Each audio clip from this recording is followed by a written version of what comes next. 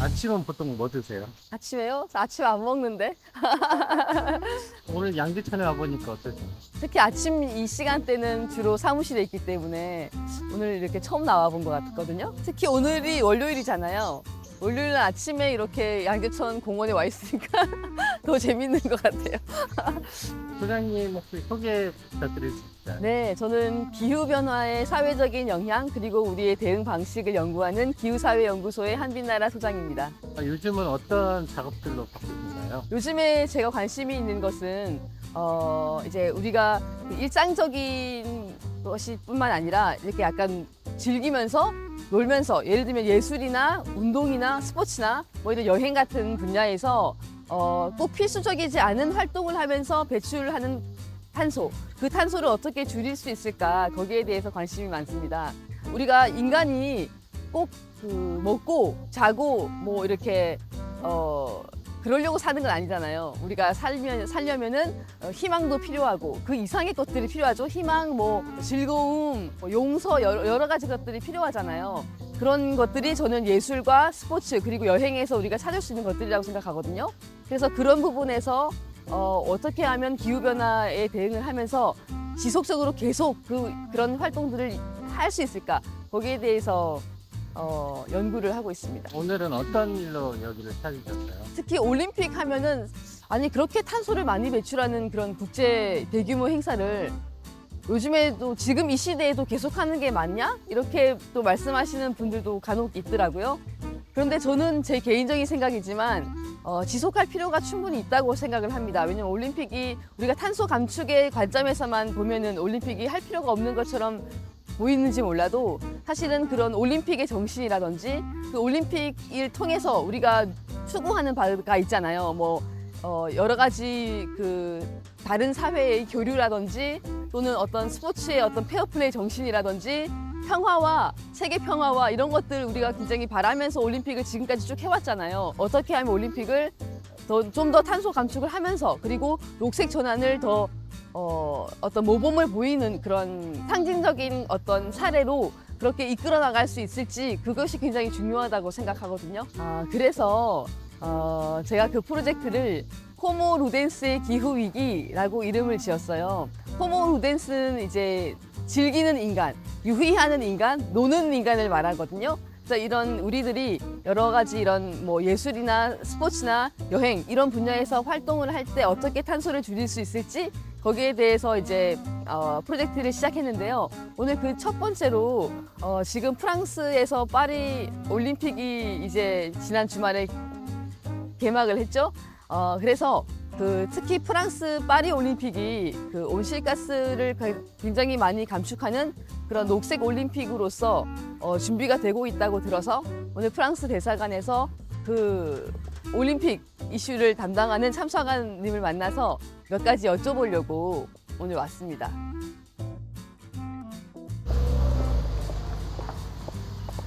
안녕하세요. Bonjour. Bonjour, 안녕하세요. 안녕하세요. Voilà. Ludovic Guillaume입니다. 만나서 한빛나라입니다. 만나서 반갑습니다. Enchanté. Enchanté. Oui. Je suis Binara Han de RIX. Merci d'avoir accepté ma demande. Bonjour, c'est un plaisir. Je suis Ludovic Guillot. Je suis le conseiller de coopération et d'action culturelle à l'ambassade de France en Corée depuis 4 ans et je dirige l'Institut français de Corée du Sud. Ça vous plaît la vie séoulite? J'aime beaucoup. Qu'est-ce que vous aimez le plus? J'aime beaucoup la ville de Séoul, Les gens? les gens, le dynamisme. Et c'est vrai que quand on aime les sujets culturels dans leur globalité, on n'est jamais déçu en Corée parce qu'il y a énormément de projets, c'est très vivant. La coopération culturelle entre la France et la Corée se porte très bien. Donc oui, j'aime beaucoup ma vie en Corée. Je suis contente.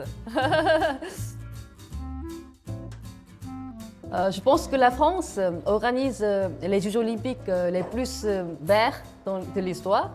Alors, parmi les mesures climatiques prises par la France, pourriez-vous choisir 3 mesures que vous personnellement trouvez les plus intéressantes? Alors effectivement, vous avez raison de dire que la France a décidé d'organiser des jeux au bilan carbone le plus faible possible. Il faut quand même le dire, le bilan carbone de ces Jeux olympiques est divisé par 2 par rapport à la moyenne des autres Jeux olympiques.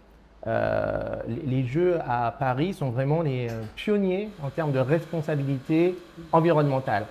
Donc concrètement, les mesures qui ont été prises, écoutez, la première qui est tout à fait remarquable, c'est que 95% des structures où se passent les compétitions sont déjà existantes.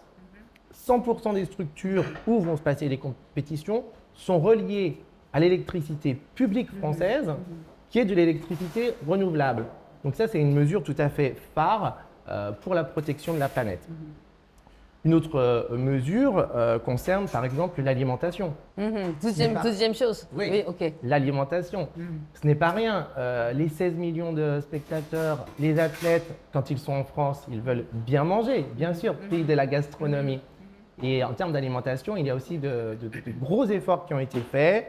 Il a été multiplié par 2 l'aspect végétal de l'alimentation. 100% de l'alimentation est certifiée. Il faut également limiter le gaspillage. Beaucoup de mesures ont été prises dans ce sens-là et valoriser 100% du non consommé. Et enfin, le troisième objectif et des moyens ont été donnés, c'est la réduction de moitié du plastique à usage unique. Donc voilà 3 axes parmi tant d'autres, mais c'est vrai que l'axe le plus fort, c'est organiser des Jeux olympiques dans des structures qui existent pour la plupart déjà. Voilà.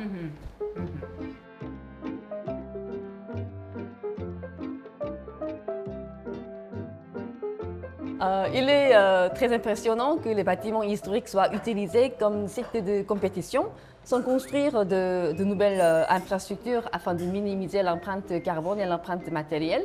À ma connaissance, le seul bâtiment construit par la France pour ces Jeux olympiques est le Centre aquatique olympique, où toutes les technologies écologiques soient appliquées. Pourriez-vous présenter ce bâtiment? Alors avec plaisir. Alors tout d'abord, où se trouve ce bâtiment? Très intéressant. Il est en Seine-Saint-Denis. La Seine-Saint-Denis, c'est le département le plus pauvre de France métropolitaine et le plus jeune. Donc on se rend compte que ces Jeux olympiques, c'est aussi un moyen d'inclure un maximum de personnes dans le projet. Alors la structure elle-même, je ne sais pas si vous avez déjà eu l'occasion de la voir sur Internet, elle est déjà de toute beauté, hein. Elle est à souligner, c'est une structure en bois, les façades sont vitrées, tout ça sur un socle de béton.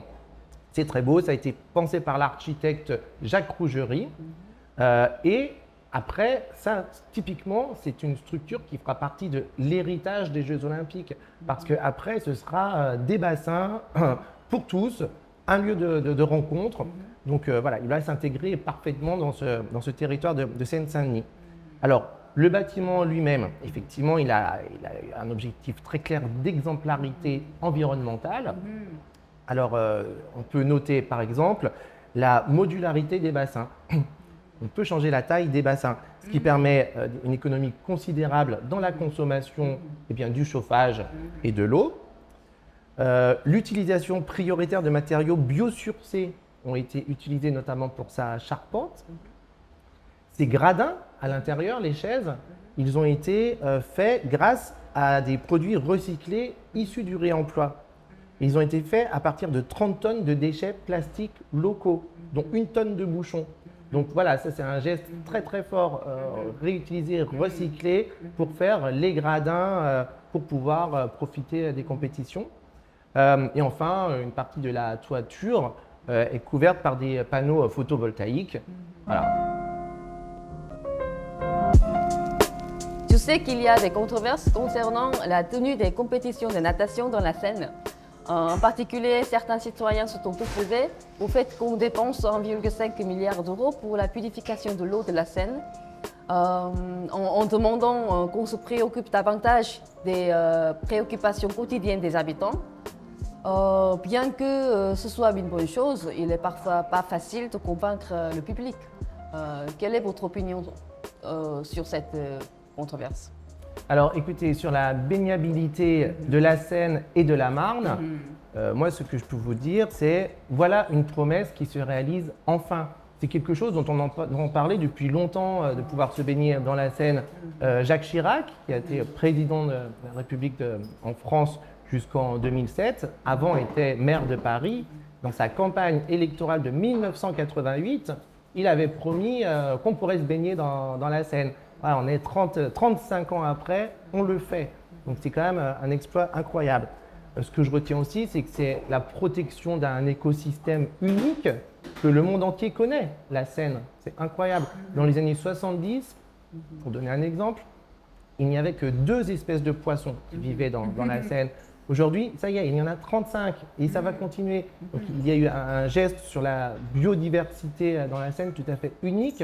Et ce n'était pas facile parce que finalement, la Seine, c'est une petite rivière par rapport à d'autres avec énormément de riverains, dont la capitale riveraine. Et on y est arrivé. Donc ce n'est pas rien. À noter également, effectivement, controverses, critiques qu'il a pu y avoir. Mais attendez, quel héritage va avoir Paris au lendemain des Jeux Olympiques? Les Parisiens pourront aller se baigner en bas de chez eux, ainsi que les Franciliens, les touristes de passage. Donc en termes d'héritage, c'est tout à fait incroyable. Voilà. Vous allez nager? Alors moi j'irai avec grand plaisir, nager dans la Seine. Ok. Comme vous l'avez vu, la maire de Paris l'a fait, comme vous l'avez vu, la ministre des Sports l'a fait, comme vous l'avez entendu peut-être, le président Macron a dit qu'il le ferait également. Et Hidalgo, La maire de Paris, elle a déjà l'a nagé? fait, elle a déjà nagé, ouais. Alors bien sûr, moi j'irai me baigner avec grand plaisir dans la Seine.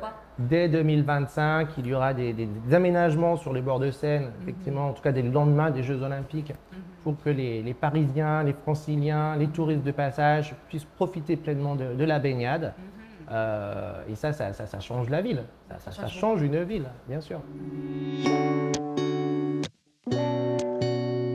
Pour réduire les gaz à effet de serre lors d'événements majeurs comme les Jeux olympiques, la coopération des spectateurs est essentielle. Cependant, la coopération des spectateurs échappe au contrôle du comité d'organisation, ce qui rend la tâche plus difficile. Alors vous avez tout à fait raison, c'est la responsabilité de chacune et chacun. Chacun doit être responsable dans ce genre de situation. Alors le comité, il a fait une chose que j'estime majeure, c'est relier 100% des sites de compétition par des transports en commun. Ça veut dire que tous les visiteurs, tous les spectateurs peuvent se rendre en transport en commun pour aller voir les compétitions. Ce qui a été fait également, 415 km de pistes cyclables.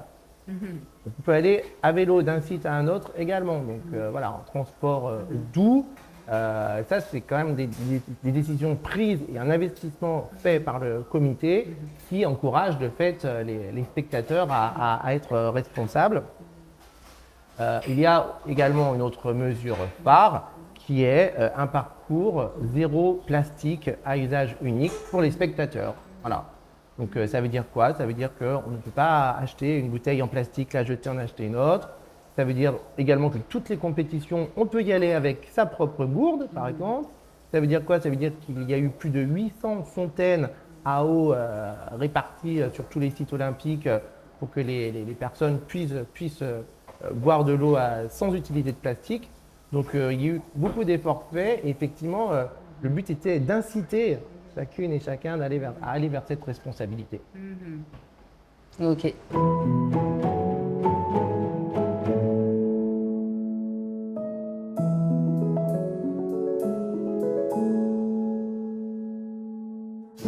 Puisque la France a déclaré une réduction agressive de carbone pour ces Jeux olympiques, le prochain pays hôte des Jeux olympiques fait désormais face à un grand défi. Que pensez-vous de cela? Ce ne sera plus comme avant. Et donc les Américains, je vous rappelle qu'on a eu la décision des Jeux Olympiques 2024 Paris, 2028 Los Angeles en même temps. Donc on sait qu'on passera le relais aux Américains. vont devoir effectivement suivre ce chemin. Je n'ai pas de doute qu'ils en auront la volonté et qu'ils vont y arriver, mais effectivement, ces Jeux Olympiques Paris 2024 auront vraiment marqué l'histoire par cette conscience et cette prise en compte de critères environnementaux.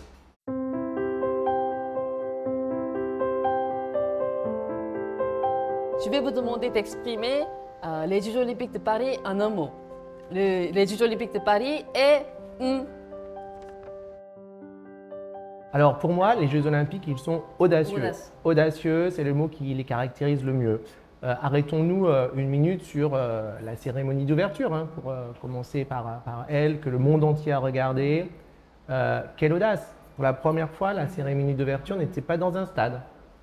Elle avait pour décor la ville, elle avait pour décor Paris, elle avait pour décor naturel le musée d'Orsay, le Palais Bourbon, Notre-Dame de Paris, la Tour Eiffel. Ça, c'est audacieux. Ce qui était très audacieux également dans cette cérémonie d'ouverture, c'est, je pense qu'on n'a jamais autant rapproché les sports des arts et de la culture. C'est tout à fait incroyable de voir tous ces artistes sur tous les ponts, avec les athlètes sur les bateaux, des artistes du monde entier, des chanteurs, des danseurs. Là, c'était l'audace française, l'audace de ces Jeux Olympiques de rapprocher art et sport. Ce qui est audacieux également, on en a un peu parlé tout à l'heure, c'est le fait que les compétitions aient lieu dans des lieux existants déjà, dans des bâtiments et des lieux historiques de la France. Que peut-on dire du fait que l'équitation soit au château de Versailles? Ça va être fabuleux. Le taekwondo, dans un grand palais tout rénové. Certaines épreuves dans la Seine, on en parlait, la baignabilité dans la Seine. Et ça, c'est une audace qu'il faut souligner, qui marquera aussi les Jeux Olympiques de 2024, très certainement. Les émissions sportives de grande envergure, comme les Jeux Olympiques ou la Coupe du Monde, génèrent beaucoup d'émissions de carbone. Certains plaident pour l'arrêt de cette compétition internationale. Néanmoins, pourquoi pensez-vous nous devrions quand même continuer à les organiser? Alors moi, je pense qu'effectivement, c'est l'inverse. Il faut vivre ces moments-là comme des accélérateurs de la transition écologique. Et ces moments, il ne faut pas les arrêter, aussi parce qu'il faut bâtir des nations sportives. Voilà, la France, exemple tout à fait concret, la France vibre pour le sport, tout cet été, déjà depuis quelques mois. Et dans les écoles, il y a eu des efforts faits pour que chaque enfant fasse au moins 30 minutes d'activité physique par jour. Il y a eu plus d'heures aussi également au collège, au lycée de sport. Les clubs sportifs qui sont souvent tenus par des bénévoles, des volontaires tout à fait remarquables, doivent aussi vivre, augmenter leur nombre d'adhérents. Et puis une nation sportive, c'est une nation saine, avec toutes les valeurs du sport, de l'olympisme. Donc pour ça, c'est également important. Ce qu'il faut aussi regarder, mais c'est l'héritage des Jeux Olympiques. En plus des moments où tout le monde vibre pendant les compétitions, derrière il y a l'héritage, on en a parlé, la baignabilité de la Seine, ça c'est un héritage des Jeux Olympiques. Le centre nautique olympique de Seine-Saint-Denis dont on a parlé, ça ce sera aussi un héritage tout à fait incroyable. Ça, ce sont les héritages matériels. Il y a aussi tout ce qui est l'héritage immatériel. Et je pense par exemple aux personnes handicapées. Il y a eu un gros effort fait pour accueillir bien les personnes en situation de handicap pendant les Jeux Olympiques, mais cet effort-là, il va servir et il restera. Par exemple, il a été mis en place 1000 taxis accessibles qui resteront après les Jeux Olympiques. Une multitude d'établissements qui accueillent du public culturel dans toutes les villes de France se sont mis aux normes pour accueillir et pour être accessibles. Ça va rester. Donc voilà, il y a aussi tout un héritage immatériel qu'il ne faut pas négliger, qu'il faut mettre en valeur. Et ça, c'est grâce à l'organisation de ces gros événements. Bien sûr, il faut faire attention au bilan carbone de ces gros événements, ce que fait la France. Mais non, je ne pense pas qu'on puisse s'en passer. Je ne crois pas.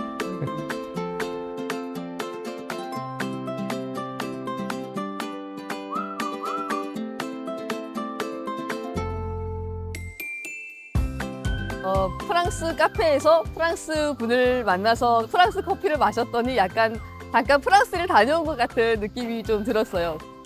프랑스에서 이번 올림픽을 통해서 여러 가지 굉장히 과감한 탄소를 감축할 수 있는 여러 가지 시도를 했기 때문에 앞으로 올림픽이 됐던 뭐 월드컵이 됐던 어떤 국제적인 스포츠 행사를 치는 데 있어서도 그 녹색의 기준을 높여놨다라는 점에서 굉장히 또 의의가 있다 이렇게 생각합니다.